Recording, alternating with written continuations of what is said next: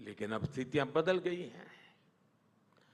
अब वहां के आतंकवादी ही अपने घर में सुरक्षित नहीं है। पाकिस्तान के अंदर दहशतगर्द सेफ नहीं है। मुझे ये पता नहीं चलना चाहिए था कि भारत के इस इकदाम से पाकिस्तान क्या महसूस कर रहा है।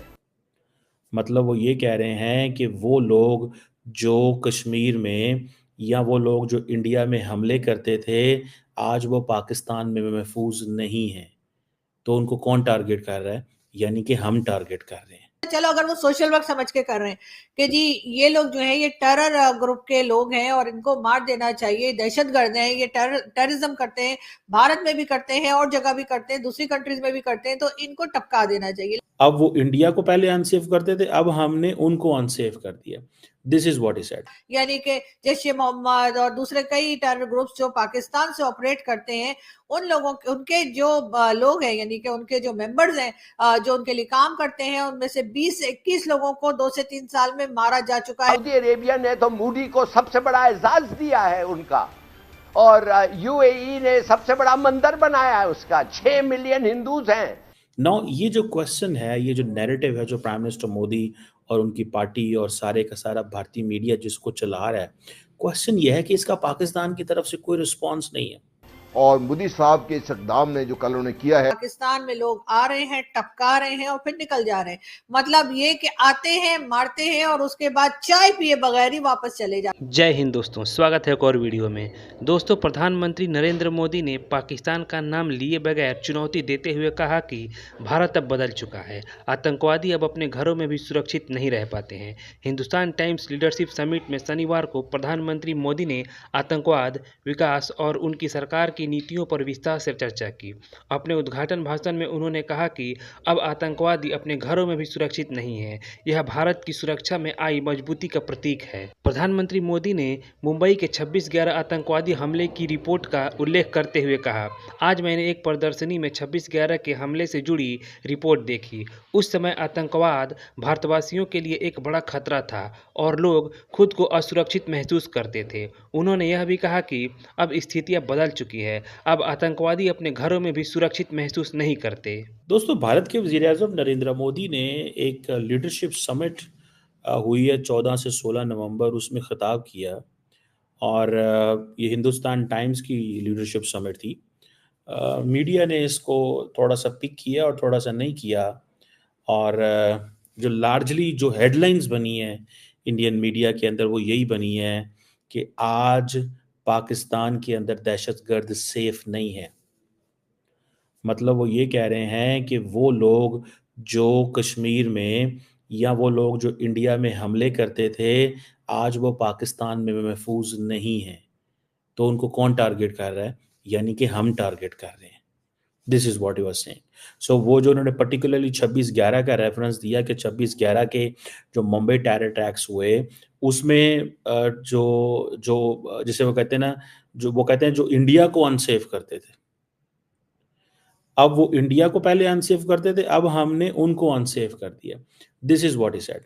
नाउ ये जो क्वेश्चन है, ये जो नैरेटिव है जो प्राइम मिनिस्टर मोदी और उनकी पार्टी और सारे का सारा भारतीय मीडिया जिसको चला रहा है, क्वेश्चन ये है कि इसका पाकिस्तान की तरफ से कोई रिस्पांस नहीं है।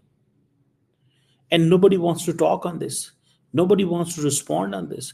हम अपनी एक दुनिया में रहते हैं, एक बबल में रहते हैं, उसमें हम बातें करते रहते हैं, हम बोलते रहते हैं, हम डिस्कस करते रहते हैं। हम अपना एक सच है हमारे पास, हमारी एक अपनी सिचुएशन है जो हमारे पास है। मुझे तो इस चीज़ की समझ नहीं आ रही कि अगर नरेंद्र मोदी साहब ने ये बात की है, तो पाकिस्तानी वज़ीर-ए-आज़म साहब, आपको कौन-सी चीज़ रोकती है कि आप ना बोलें? आप ज़रूरी है एड्डा लिख के तुहां गल करनी है उन्हां दे नाल? मतलब how come we can even decide this कि हमने इस अंदाज से उनसे बात करनी है, हमने इस अंदाज से उनसे बात करनी है कि वो उनको वो जैसे हम उनसे मर्जी बिहेव करें।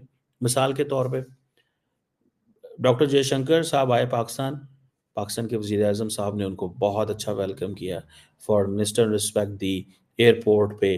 और आपको पता है, मैंने तो कहा था 10 सालों में एक ही ट्वीट है जो डॉक्टर जयशंकर ने या भारत की तरफ से आई है, वरना उथों हमेशा ततीवाई आउंदी है। अब अगर एक ट्वीट आई है, जो कुछ हुआ उसके बाद, now they are back on the track, and that track is Pakistan में हमने नहीं भेजना क्रिकेट टीम को, पाकिस्तान को डिप्लोमेटिकली आइसोलेट करना है, वो they are committed on that. और जिसको वो कहते हैं ना कि हमने इंडिया को, वो कहते हैं हमने डेवलप नेशन बनाना है, वो ज़रूर बनाए, बट नॉट कि they keep Pakistan as a domestic issue in India. Pakistan को डोमेस्टिक इशू बना के रखा हुआ उन्होंने इंडिया के अंदर, और उसकी वजह एक ही है कि हमारी जो लीडरशिप है वो कहती है इंडिया से बात करनी है, भावें इंडिया करे या ना करे। बिल्कुल ठीक है, आप ये फैसला कर लें कि आपने इंडिया करे ना करे, हमने बात करनी है।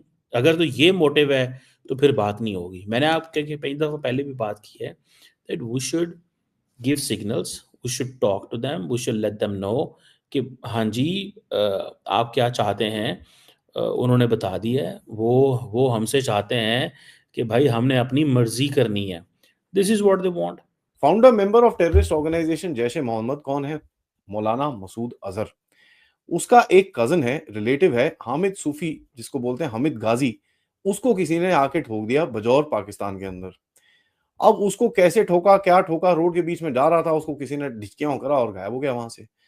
अब देखिए यार, जैश ए मोहम्मद का जो एक चीफ है, जिस मतलब जितना बड़ा मसूद अजहर बंदा है, उसके अगर अपनी फैमिली को कोई आके ठोक जाता है तो फिर आपको समझ में आना चाहिए कि भाई जो अननोन गनमैन का कहर है, उससे तो डर तो बहुत ही लग रहा होगा इन लोगों को कि यार कैसे चलेगी ये कहानी। कभी भी कोई भी आगे ठोक के चले जाता तो कैसे चलेगी ये कहानी। उसके बाद देखिए, एक और मोस्ट वांटेड टाइप टेररिस्ट है जिसका नाम है कासिम गुज्जर, या इसका नाम सलमान या सुलेमान बोलते हैं उसको, या जो मोहम्मद शफी का बेटा है, जो माहौर रियासी जम्मू जम्मू प्रदेश का है और अभी भाग के पाकिस्तान में बैठा हुआ है। पाकिस्तान में ये क्या किसके साथ काम करता है? ये काम करता है लश्कर ए तैयबा के साथ, टीआरएफ जिसको बोलते हैं आजकल। ठीक है, तो उसका अभी देखिए ना, लश्कर ए तैयबा भी अंग्रेजी सीख ली है, पाकिस्तानी भी। देखिए, पाकिस्तानियों को अंग्रेजी नहीं आई है, लेकिन उनके टेररिस्ट ग्रुप्स को अंग्रेजी जरूर आ गई है। तो ये आपको डेवलपमेंट जरा नोट करना पड़ेगा और ये चीज आपको देखनी पड़ेगी। देखिए अभी पाकिस्तानियों को अभी टेररिस्ट ग्रुप ही पीछे छोड़ने शुरू हो चुके हैं। बट नहीं केस, चलिए, इसको ये बेसिकली जामा मस्जिद की नमाज से वापस आ रहा था अजम वर्साख की एक जगह से, और उसको कोई किसी ने आके ठोक दिया यार। अब ये बड़ा फनी सा चीज है कि यार ऐसे कैसे कोई आके ठोक के चले जाता है। अब पंगा क्या हुआ यहाँ पर मैं आपको बताऊं, और एक और मौलाना जिसका नाम है शहजादा खान, उसको भी ठोक गया साथ में। तो ये मतलब देखिए, बॉम्ब प्लांट हुआ, ठीक है, और ये दोनों काफी नटोरियस से कैरेक्टर थे, ठीक है। और सबसे बड़ा तो ऑब्वियसली लश्कर ए तैयबा वाला जो कैरेक्टर था उसको तो साफ किया ही किया, उसके साथ एक और जो नोटोरियस कैरेक्टर था उसको भी साफ करके चले गया कोई। तो ये तो तीन तो यहाँ पर ही ठुच हो गए। और बाय द वे इनको डेजिग्नेट किया था as a terrorist group, I think 2007 2008 के बीच में इनको डेजिग्नेट एज ए टेररिस्ट किया था। एक और हो गया अभी बजौर में, जमाते इस्लामी का जनरल सेक्रेटरी जिसका नाम है हमीद सूफी, उसको किसी ने ठोक दिया जाके। अब केपी में जाके किसी ने ठोक दिया। यार ये हो क्या रहा है भाई? ये तो 4 बंदे एक हफ्ते के अंदर, नहीं तो 2 हफ्तों तक, महीनों तक कुछ नहीं हुआ, अभी एक ही झटके में 3-4 बंदे गायब हो गए। ये बड़ा अजीब सा सीन है। तो 2 तो शूटिंग्स हुई हैं और 2 गए हैं बॉम्बिंग के अंदर। तो ये आप बोलेंगे यार ये आदि ये क्या शुरू हो गया? अननोन बॉम्बर शुरू हो गया, पहले तो अननोन गनमैन था, ये क्या क्या चल रहा है चक्कर? साहब यार इसका जवाब तो मेरे पास नहीं है, मैं आम खाने वाला आदमी हूँ। अब आम टूट रहे हैं, गिर रहे हैं तो हम खाएंगे, और पेड़ गिरने का हमको शौक नहीं है। तो हमको सिर्फ ये देखना चाहिए कि भाई 4 बंदे जो भारत के अगेंस्ट में काम करते थे वो अभी वापस जा चुके हैं, और अपनी फाइनल जो गेम होती है उसके पीछे जो 72 जो के लिए ढूंढते हैं वो, और वो ढूंढ रहे हैं, मिलेगी तो है नहीं, क्योंकि आजकल सब कुछ शॉर्ट सप्लाई में चल रहा है।